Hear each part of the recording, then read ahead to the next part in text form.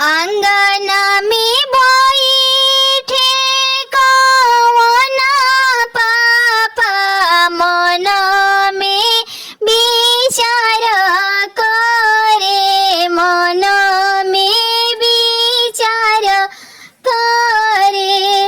आज करब बेटी के दान तो बेटी पराया हुई है। आज करब बेटी के दान तो आज बेटी पराया हुई है। घरवा मेरो आलिया मात दुनो नैना निराढरे। घरवा मेरो आलिया मात दुनो नैना निराढरे।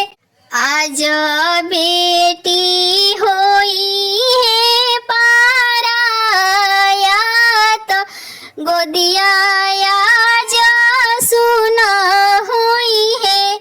आज बेटी होई है पराया तो गोदिया आज सुना हुई है।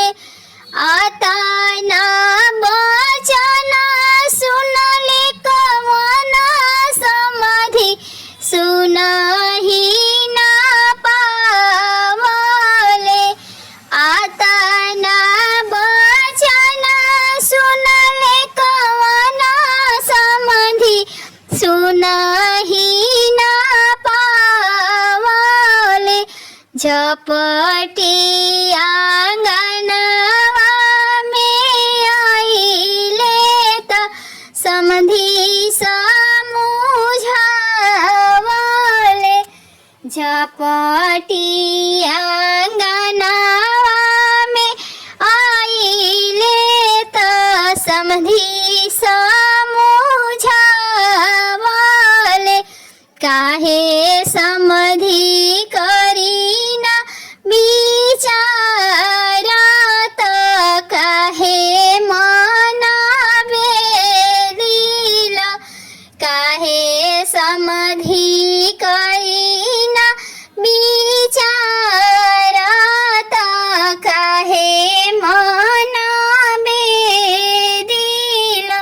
घरवा मेरो वेली चाची दुनो नैना निराढरे।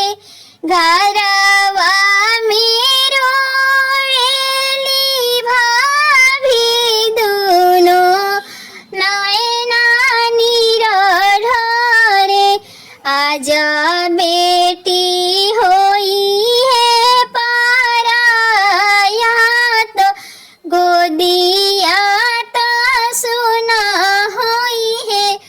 आज ननद होई है पराया आंगन वा तो सुना हुई है। आता ना वचन सुनले कवन समाधि सुनहि ना पावले।